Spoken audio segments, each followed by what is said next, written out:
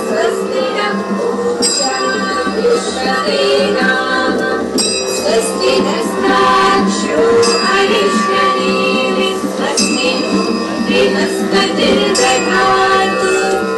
स्वस्ति वायुः स्वस्ति भुवनस्य निष्पतिः बृहस्पतिः सर्वगणं स्वस्तये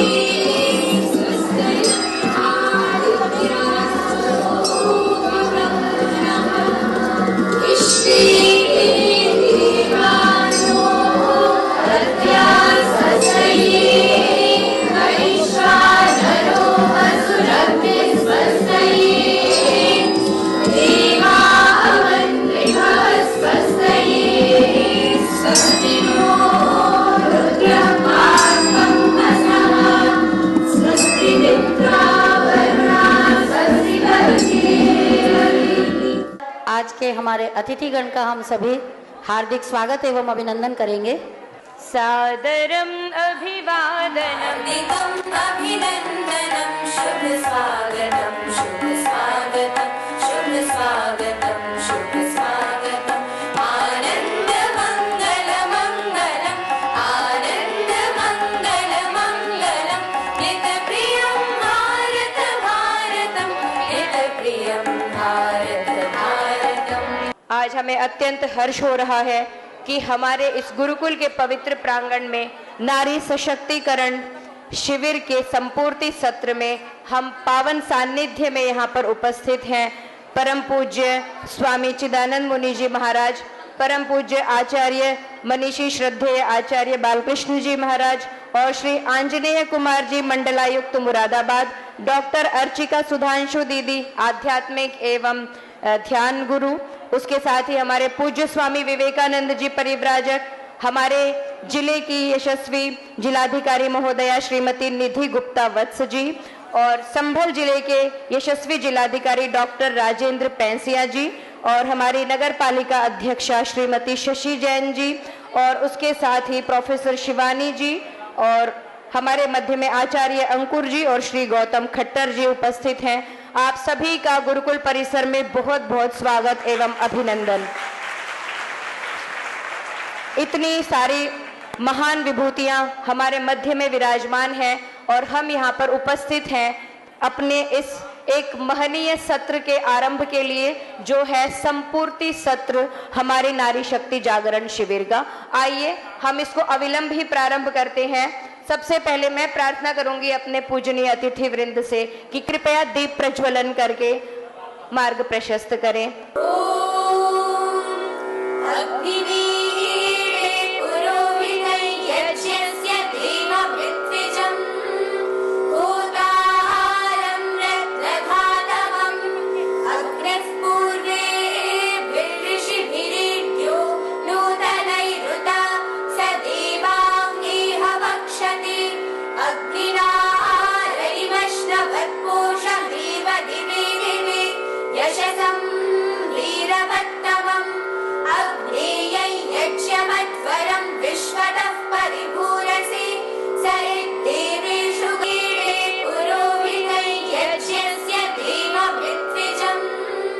और अब हम आगे बढ़ रहे हैं वैदिक मंगलाचरण की तरफ।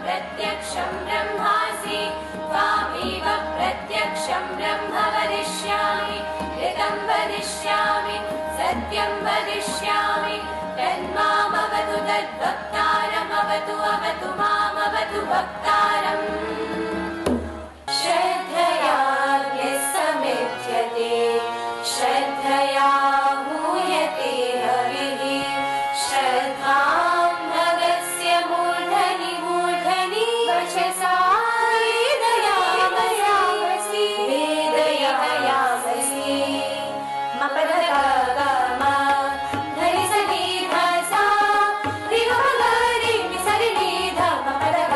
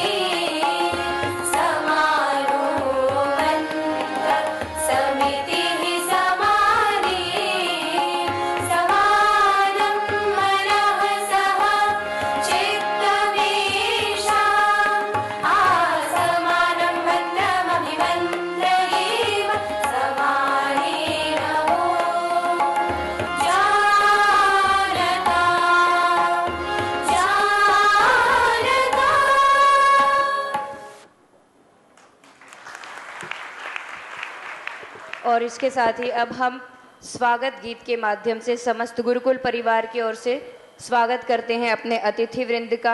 आपके समक्ष प्रस्तुत है गुरुकुल की छात्राओं के द्वारा दीप योग एवं योग की अन्य विधाएं।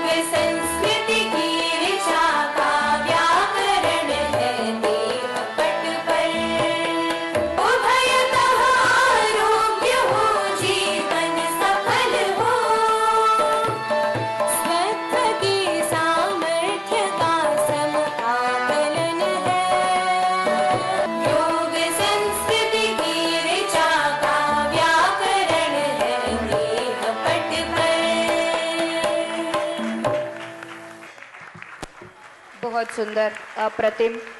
अग्रिम प्रस्तुति है, क्योंकि ये नारी शक्ति जागरण शिविर है तो बालिकाओं ने एक गीत का निर्माण किया। जग जानेगा पहचानेगा, नारी की शक्ति को एक दिन शीश झुकाकर मानेगा पहचानेगा। नारी शक्ति स्तोत्रम्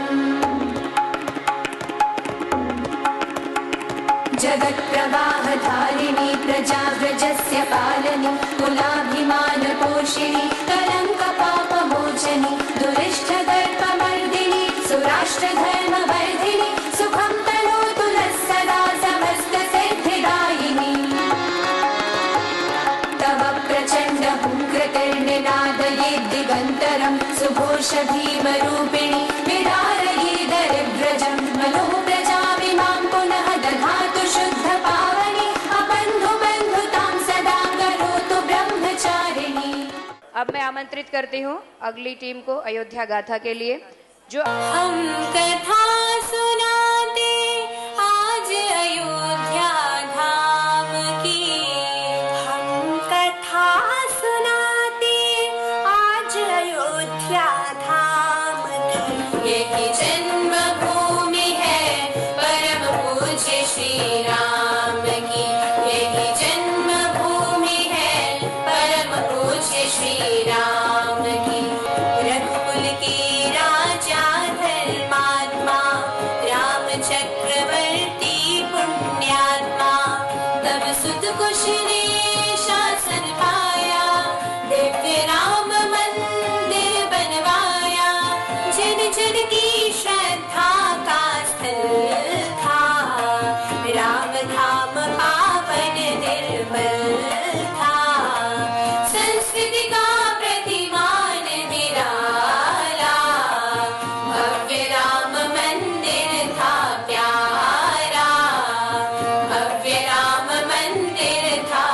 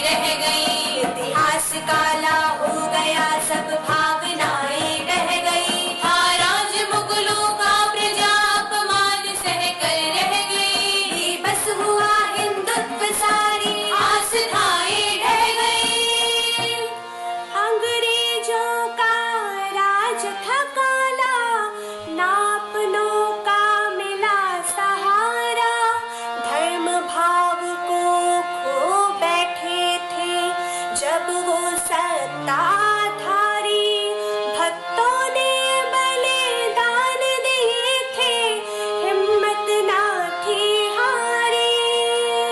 अपनी इस धरती पर, अपने ही पूर्वजों की जन्मभूमि पर, अपने ही पूर्वजों की विरासत को बचाने के लिए, अपने ही देश में, अपने ही देशवासियों को, अपने ही देश के सत्ताधारियों से किस प्रकार जूझना पड़ा। अपने स्वाभिमान की रक्षा के लिए, अपने देश के गौरव को बचाने के लिए उन्हें कैसे संघर्ष करने पड़े, उसकी एक करुण झांकी देखिए।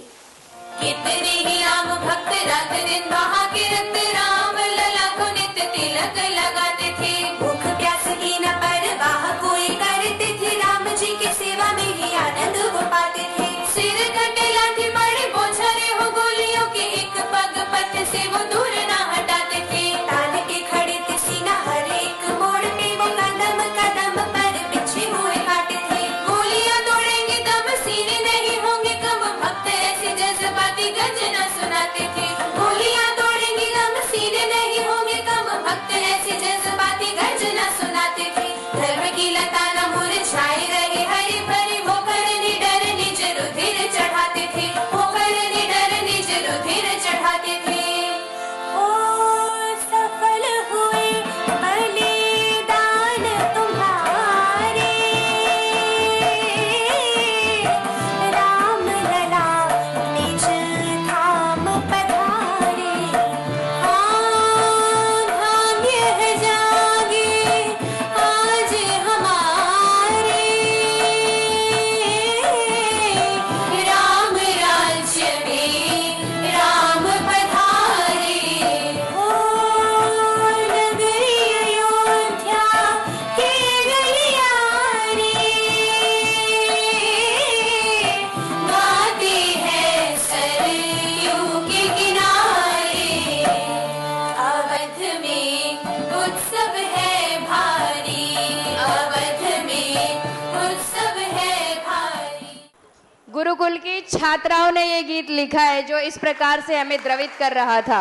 अब जो आप देखने जा रहे हैं गीता संवाद और उसके बाद गीता गौरव गाथा, ये दोनों चीजें भी छात्राओं ने ही स्वयं निर्मित की हैं। सर्वोपनिषदो गाओ दुग्धा न गोपाल नंदनः श्री कृष्ण। यदि सभी उपनिषदें गौ हैं तो उनसे ज्ञानामृत के दूध को ढोकर लाने वाले दुग्धा गोपाल नंदन भगवान श्री कृष्ण, और उस ज्ञानामृत का पान करने वाले हैं हम सभी पिपासु।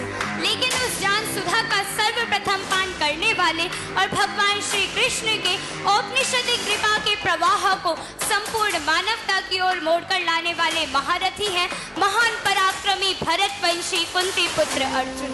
आप सभी की महनीय उपस्थिति को नमन करते हुए आज हम उस दिव्य अलौकिक घटना को गीता नाट्य संवाद के रूप में प्रस्तुत कर रहे हैं। जब अन्याय और अनीति से हड़पे हुए इंद्रप्रस्थ तो क्या मात्र 5 गांव प्रदान करने के लिए भी कपटी दुर्योधन ने अस्वीकार कर दिया। सुई की नोक बराबर अहंकार का समर्पण भी जब दुराग्रही दुर्योधन को स्वीकार न हुआ, तब उस महाविनाश की पदचाप सम्रांगण धर्म क्षेत्र कुरुक्षेत्र की ओर बढ़ने लगी।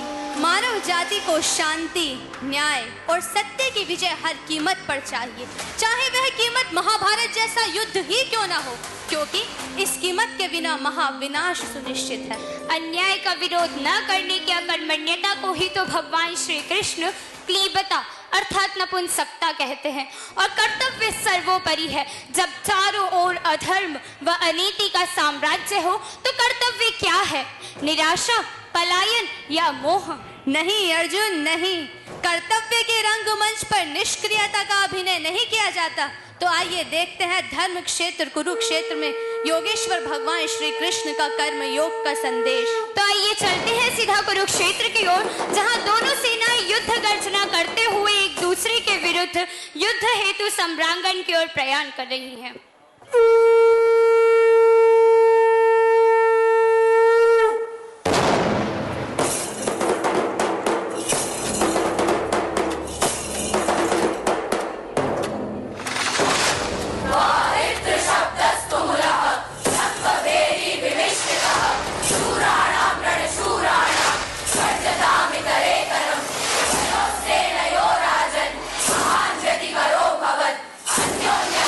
महान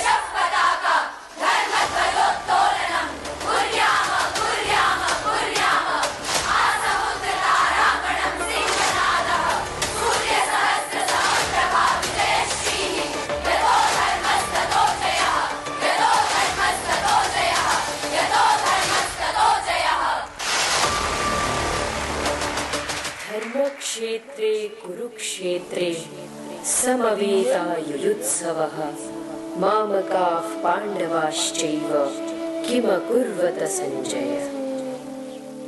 हे संजय, धर्म क्षेत्र कुरुक्षेत्र में युद्ध की इच्छा से उपस्थित मेरे और पांडु के पुत्र क्या कर रहे हैं? हे राजन, इस समय रण क्षेत्र कुरुक्षेत्र में महाराज पुत्र दुर्योधन आचार्य द्रोण से कुछ निवेदन कर रहे हैं। आचार्य, पांडु पुत्रों की इस तुच्छ सेना और उनके योद्धाओं को देखिए और फिर मेरे इस विशाल सैन्य व महारथियों पर दृष्टि डालिए। क्या आपको नहीं लगता कि महापराक्रमी अजय योद्धा पितामह भीष्म के रहते ये हमारा कुछ नहीं बिगाड़ पाएंगे? अपर्याप्तम तदस्माकं बलम भीष्माभिरक्षितम पर्याप्तम त्विदमेतेषां बलम भीमाभिरक्षितम। अतः आपसे यही अनुरोध है कि आप सभी ओर से पितामह भीष्म की रक्षा करें। अब तो बस युद्धारंभ हो ही जाए। हस्तिनापुर राज सिंहासन की रक्षा के वचन से बंधा यह गंगा पुत्र भीष्म इस प्रलयंकारी युद्ध का शंखनाद करने पर विवश है।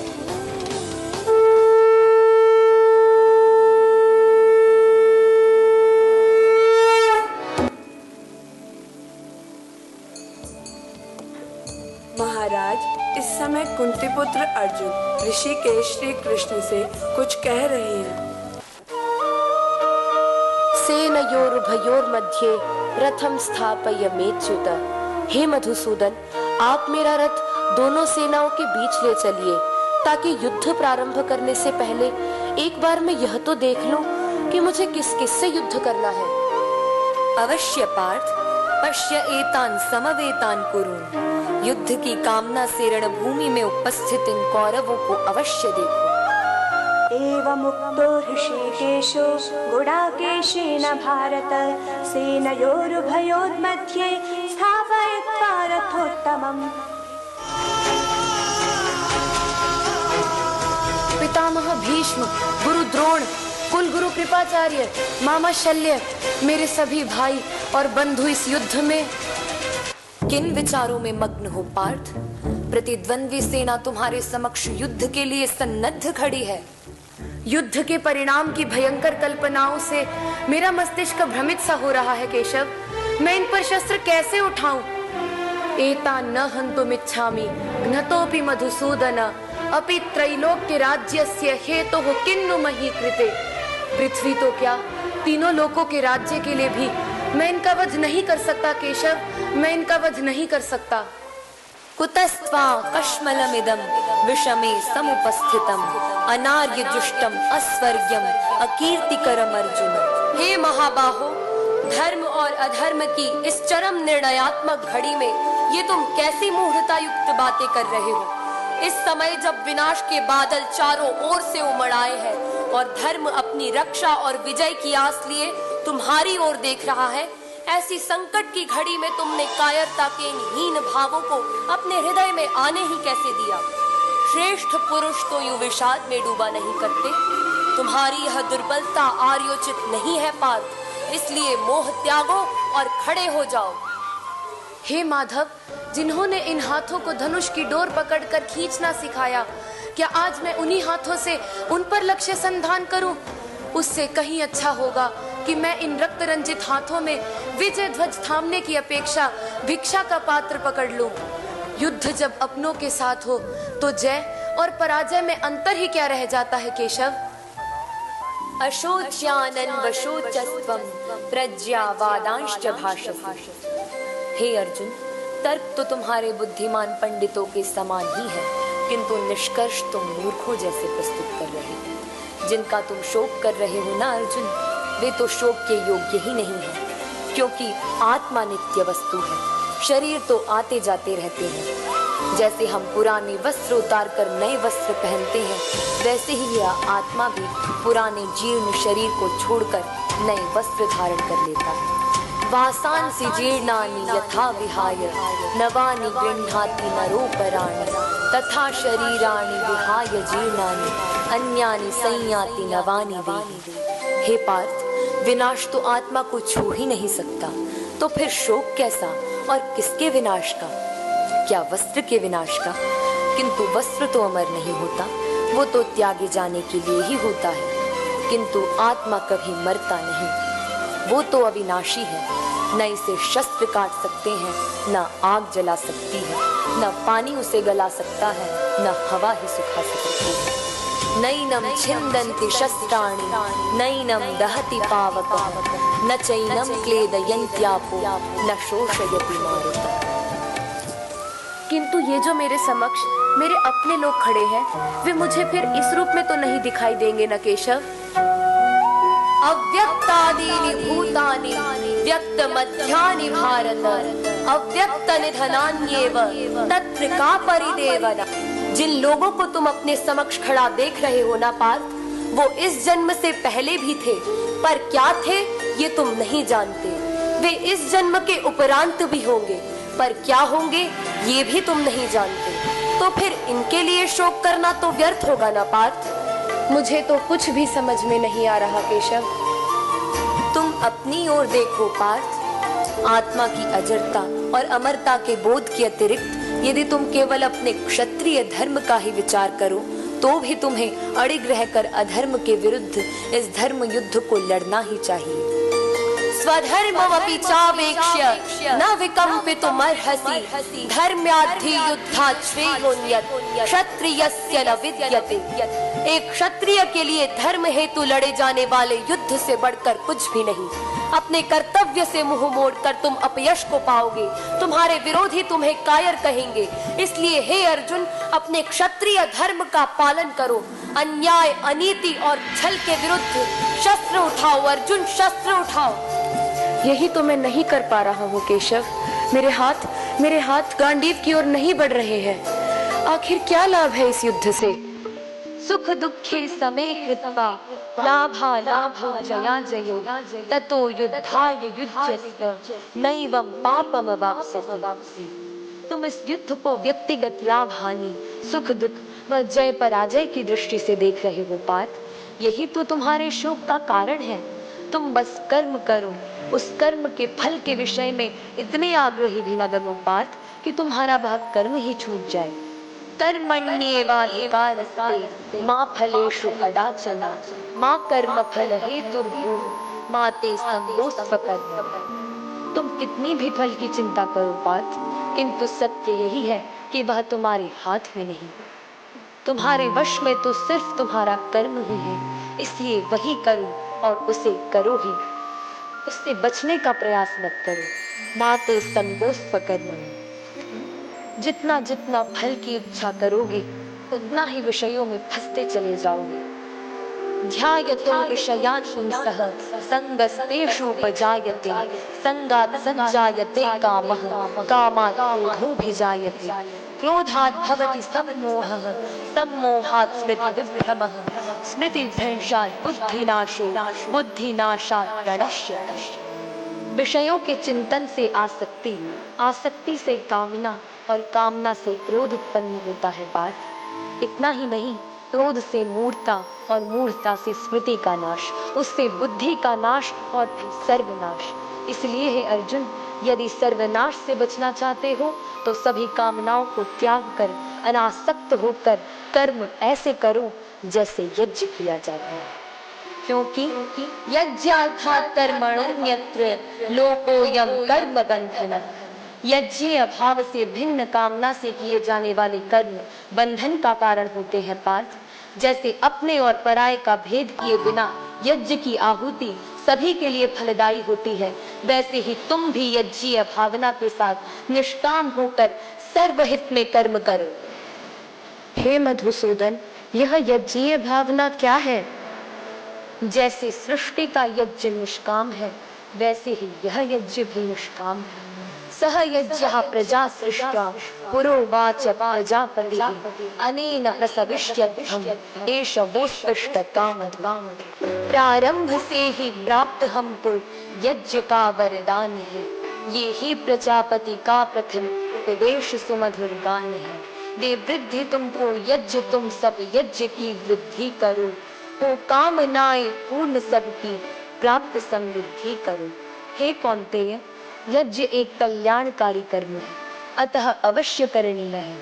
एक बात सदैव स्मरण रखो, पार्थ नैवेह नाम विनाशस्तस्य विद्यते, नहि कल्याण कश्चित् दुर्गतिं तात गच्छति। क्योंकि हे अर्जुन, कल्याण युक्त कर्म करने वाला व्यक्ति न तो इस जन्म में न ही मृत्यु के बाद कभी दुर्गति को प्राप्त होता है। हे पार्थ, यह भी स्मरण रहे, यद्यदाचरति श्रेष्ठः तत्तदेवेतरो जनः, स यत् प्रमाणं कुरुते लोकस्तदनुवर्तते। समाज के श्रेष्ठ जन जैसा आचरण करते हैं वैसा ही अन्य जन उनका अनुकरण करते हैं। इसलिए हे अर्जुन, उठो, अनासक्त होकर अपने कर्तव्यों का पालन करो और अन्यों के लिए एक अनुकरणीय उदाहरण बन जाओ। किंतु हे वासुदेव, मुझे कर्म और अकर्म का बोध कैसे होगा? हे गुणाकेश अर्जुन, कर्म अकर्म का ज्ञान तो शुद्ध बुद्धि के द्वारा ही संभव है। जिस बुद्धि को आत्मा तथा सर्वव्यापी परमात्मा का यथार्थ स्वरूप ज्ञात है, वह बुद्धि शुद्ध है। उस परम प्रभु की अपने निष्काम कर्म से अर्चना करने वाला मनुष्य परम सिद्धि को प्राप्त होता है। इसलिए हे महाबाहो, योगी की भांति अपने कर्तव्य का पालन करो, अपना गांडीव उठाओ और युद्ध करो। नष्टो मोहः स्मृतिर्लब्धा त्वत्प्रसादान् मयाच्युत, स्थितोऽस्मि गतसन्देहः करिष्ये वचनं तव। हे अच्युत, आपके प्रसाद से मेरा मोह नष्ट हो गया है। मेरे क्षात्र व्रत की स्मृति जो मोह से आवृत हो गई थी, मैंने उसे फिर से प्राप्त कर लिया है। इसीलिए अब मैं सभी संदेहों से मुक्त होकर आपके समक्ष खड़ा हूँ। मैं आपकी आज्ञा का पालन करूँगा। करिष्ये वचनं तव, करिष्ये वचनं तव।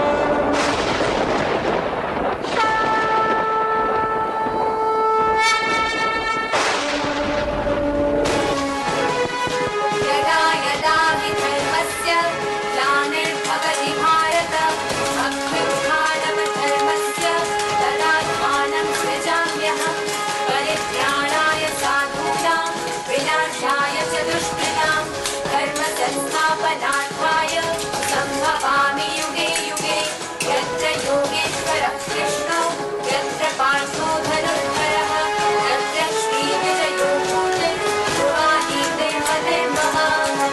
यदा यदा हि धर्मस्य ग्लानिर्भवति भारत, अभ्युत्थानमधर्मस्य तदात्मानं सृजाम्यहम्।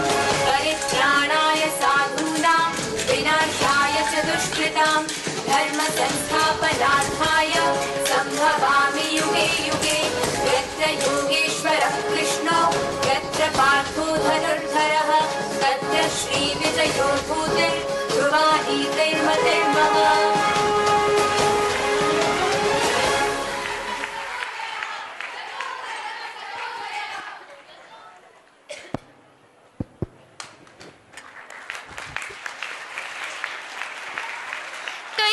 आपने देखी गीता के उपदेश की यह महिमाशालिनी प्रस्तुति।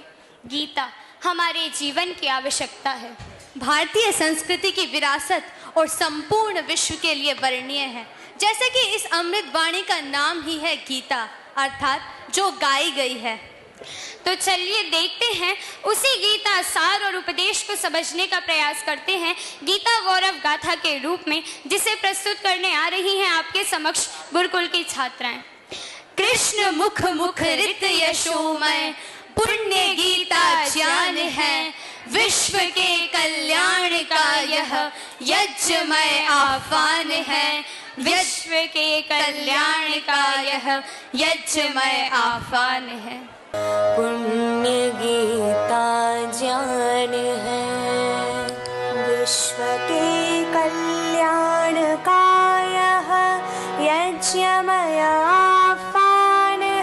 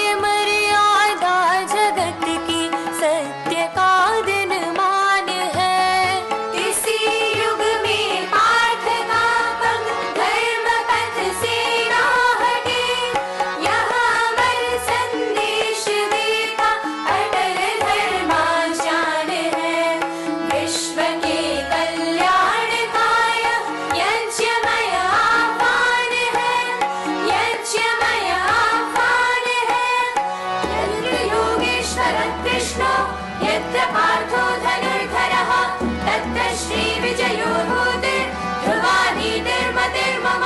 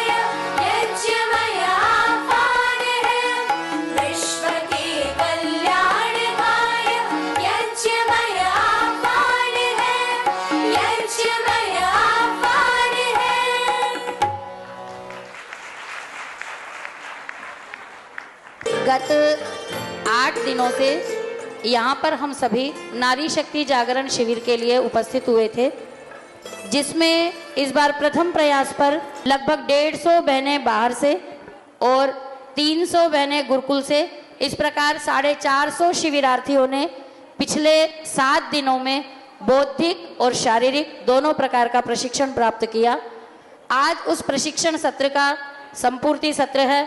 सर्वप्रथम इस श्रृंखला में मैं अपनी परम पूज्य मातृतुल्य आचार्य जी से निवेदन करूंगी कि आज के इस कार्यक्रम की प्रस्तावना के रूप में हमारे सभी अभ्यागत अतिथियों के वाचिक स्वागत एवं उनके धन्यवाद के साथ ही इस कार्यक्रम को प्रारंभ करने के लिए कार्यक्रम की पूर्व प्रस्तावना ये नारी शक्ति जागरण शिविर किस संकल्प के साथ प्रारंभ किया गया था और उसका आगे के लिए क्या योजना है, किस तरह से इसको हम आगे बढ़ाना चाहते हैं। बहुत सुंदर ये समय है, परिदृश्य है। कई वर्ष से हम विचार कर रहे थे, क्योंकि आप सब जानते हैं कि परिस्थितियां बहुत भयंकर हैं और नारी शक्ति के सामने परिस्थितियां बहुत पहले भी थी। मैं कई बार कहा करती हूँ कि रामायण काल के एक रावण के स्थान पर और महाभारत काल के एक दुशासन के स्थान पर आज हजारों रावण और दुशासन खुलकर खेल रहे हैं। तो हमें क्या करना है, हमें वीरांगना बन करके अपनी समस्या का समाधान स्वयं करना है। और मैं एक बात और कहा करती हूँ, पहले मैं बोलती थी कि विदुषी बनो, वीरांगना बनो, परंतु आज मेरे मन में ये भावना है कि पहले वीरांगना बनो फिर विदुषी बनो। तो इसलिए ये बहुत आवश्यक है। केवल सीमाओं पर हमारी रक्षा करने वाले जो हमारे सैनिक हैं वो बाहर से रक्षा करते हैं, अंदर से जो भी हमारी रक्षा कर रहे हैं, परंतु सबसे पहले हमें स्वयं अपनी रक्षा का प्रश्न सुलझाना होगा। और वो प्रश्न सुलझाने का ये एक प्रकार ढूंढा गया। जगह जगह जितने भी नारी शक्ति जागरण के शिविर लग रहे हैं वो भी ठीक हैं, परंतु पर्याप्त नहीं है। मैं तो कहती हूँ हर गांव-गांव में, हर नगर-नगर में आज नारी शक्ति जागरण के शिविर लगने चाहिए। बहुत लंबा इतिहास है, बहुत लंबी चीज़ें हैं, बहुत कुछ है और बहुत कुछ हमारा इतिहास नारियों पर आश्रित भी है। ये ठीक है, हमारे भाइयों ने बहुत कुछ किया, देश की आज़ादी में किया, परंतु हमारी माताओं का स्थान भी, हमारे आचार्यों ने आपको बताया, माताओं का स्थान कहीं से भी कम नहीं था। आज हमें अधिकार बोध से पहले कर्तव्य बोध करना होगा। अधिकार में जो कार्य शब्द है वो कार्य का बोधक है, और कार्य जब अतिशयता को प्राप्त हो जाता है तो अधिक अर्थ होता ऊपर हो जाना, अर्थात वही अधिकार बन जाता है। हम नारी के और पुरुष के जो कर्तव्य हैं वो भिन्न भिन्न हैं, परंतु वो एक दूसरे के पूरक हैं। हमें कभी भी अपना जो पुरुष वर्ग है उससे लड़ाई नहीं करनी है। अपने सीमा में रह करके, मर्यादा में रह करके, अपने कार्यों में व्यापृत हो करके हमें अपनी रक्षा भी करनी है और हम अपने घर को भी संभालना है। और पुरुष के साथ कंधे से कंधा मिलाकर चलने का अभिप्राय है कि उनको भी अपना काम करने देना है और हमको भी अपना काम करना है। तो इसलिए नारियां सशक्त बने, सबल बने, अबला से सबला बने, सबला से प्रबला बने और वीरांगना बने। इस दृष्टि को रख करके हमने ये 1 जून से 8 जून तक का ये नारी शक्ति जागरण शिविर लगाया। इसमें हमारे आचार्यों ने हमें बहुत सहयोग दिया, तो मैं उनका बहुत बहुत धन्यवाद करती हूँ। बौद्धिक सत्र पर्याप्त हुए, परंतु जो हमारी बहनें बाहर से आई हैं, 150 के लगभग आई हैं, और मैंने कल सब बहनों से परिचय प्राप्त किया। सबने कहा कि अगली बार, अग्रिम बार हमें इतना अच्छा लगा कि अगली बार हम इसको एक एक मिलकर के 10-10 को लेकर के आएंगे, अर्थात एक एक वीरांगना 10-10 को लेकर आएगी। बहुत अच्छा उनको लगा। तो यद्यपि हम पूरे वर्ष में इसका पाठ्यक्रम भी बनाएंगे, मैं इस शिविर के लिए भी जो बहनें आई हैं उनका भी धन्यवाद करती हूँ, और जो आचार्य लोग हैं उनका भी धन्यवाद करती हूँ, और जिनके माता पिता भी यहाँ बैठे हैं और कुछ और भी सज्जन जो गुरुकुल के सहयोगी बंधु यहाँ पर बैठे हैं और जो बालिकाओं को प्रोत्साहित करने के लिए आए हैं, मैं सभी का बहुत बहुत धन्यवाद करती हूँ। 1-2 वाक्य में और मैं थोड़ा गुरुकुल का, क्योंकि हमारे परम पूज्य स्वामी जी महाराज प्रथम बार आए हैं, यद्यपि आचार्य श्री तो जानते हैं, तो थोड़ा सा परिचय दूंगी। मैं जब बाल्यकाल में केवल 6-7 वर्ष की थी, तो मैं नारियों के साथ भेदभावपूर्ण व्यवहार को अच्छे से देखती थी। गांव के अंचल में, ग्रामीण क्षेत्र में अपनी जो माताएं और बहनें होती थी, मैं कई बार कहा करती हूँ कि वो सामने बैठ करके खाना भी नहीं खा सकती थी, घर में दरवाजे के पीछे बैठ करके खाना खाती थी।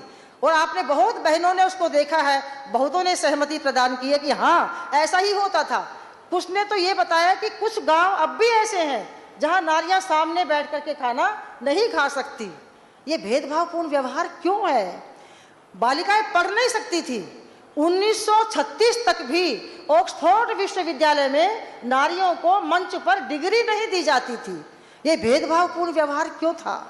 मैंने ऐसी घटनाएं गांवों के अंदर देखी। माता अपने बेटे का बस्ता भी अपनी बेटी को छूने नहीं देती थी, कहती थी तेरे काम की चीज नहीं है। जब मैंने इन बातों को, इन कार्यों को देखा, इस अवस्था को देखा, तो उसी समय से मेरा मन विचलित था, समाधान ढूंढ रहा था। समस्या थी पर पता नहीं क्या होना था। जब मैं गुरुकुल में पढ़ने गई तो वहाँ पर कई बार मैंने घटना सुनाई है और सुनानी बहुत जरूरी है अपनी बहनों के लिए भी। वहाँ पर जाकर के मैंने उपनिषद पढ़ी, बृहदारण्यकोपनिषद, उसमें गार्गी, विदुषी गार्गी की कहानी पढ़ी। वहाँ पर लिखा था कि विदुषी गार्गी ब्रह्मचारिणी थी, उसने विवाह नहीं कराया था और उसने वेदों का, दर्शनों का सबका अध्ययन किया था। महाराजा जनक की सभा में महर्षि याज्ञवल्क्य के साथ ब्रह्म विद्या पर शास्त्रार्थ किया था। उसने कई घंटे तक उनको रोके रखा था, बहुत प्रश्न किए थे। जब मैंने इस घटना को पढ़ा तो मेरा हृदय परिवर्तन हुआ, बुद्धि परिवर्तन हुआ, मेरे बचपन के प्रश्नों का समाधान मिल गया। और मैंने संकल्प लिया उस 12 वर्ष की आयु में कि मुझे भी ब्रह्मचारिणी रह करके विदुषी गार्गी की तरह से अपनी ग्रामीण अंचल की बहनों के लिए कुछ ना कुछ करना है, शिक्षा के क्षेत्र में कुछ करना है। जब बड़ी होकर के मैं घर आई तो पिताजी ने, परिवार वालों ने मेरे सामने प्रस्ताव रखा, और प्रस्ताव ये रखा कि अब आपको आश्रम बदलना है, विवाह करना है।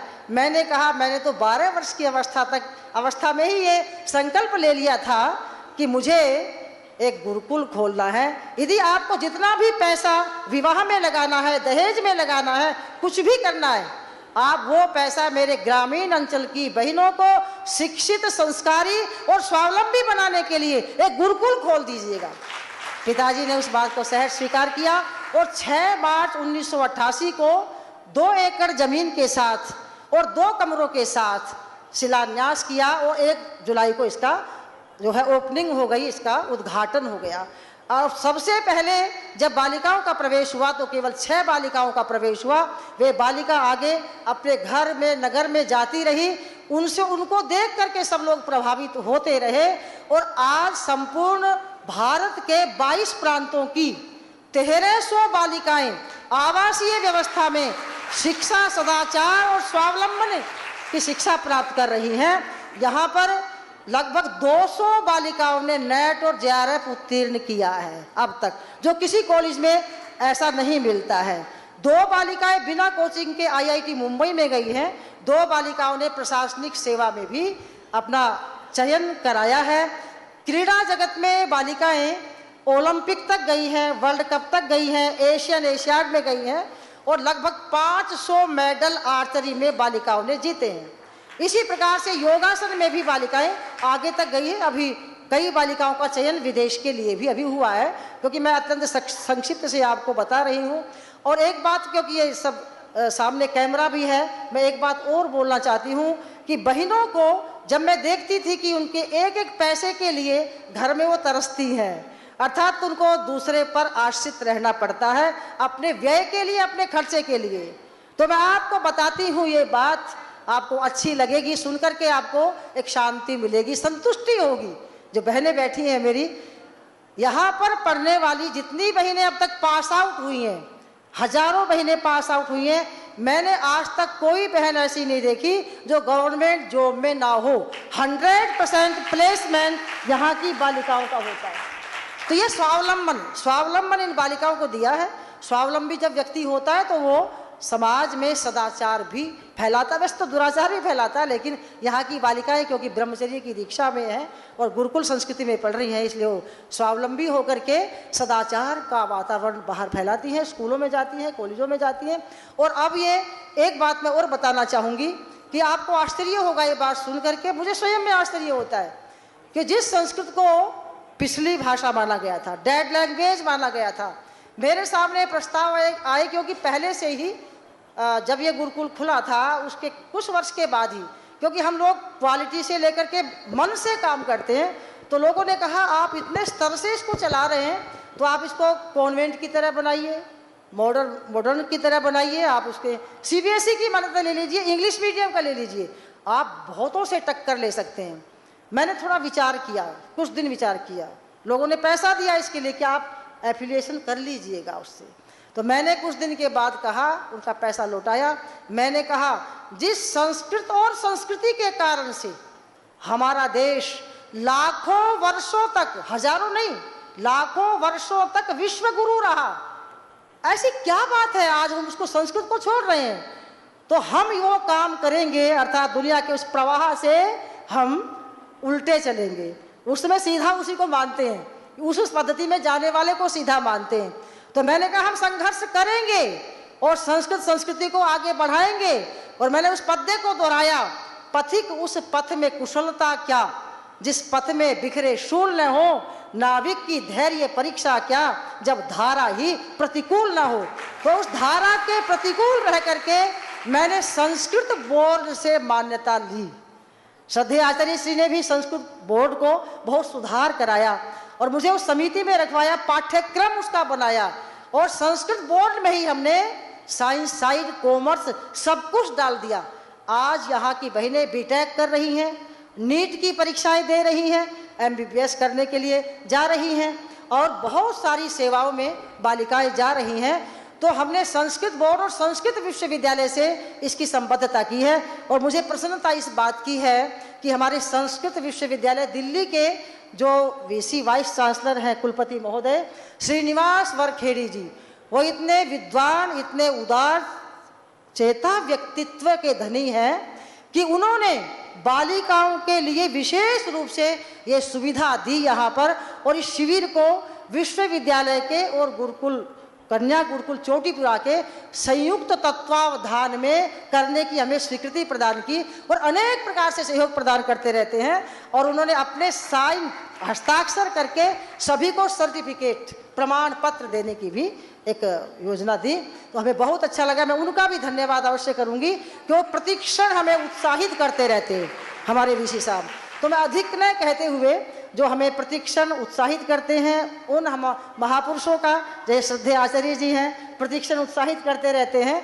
और हमारे सम्मान्य भाई डॉक्टर राजेंद्र पेंसिया जी, जो बहुत ही विशेषज्ञ हैं अपने सब्जेक्ट के, भारतीय संस्कृति के, आप भी उत्साहवर्धन के लिए समय समय पर यहाँ पर आते रहते हैं। मैं आपका भी बहुत बहुत धन्यवाद करती हूँ।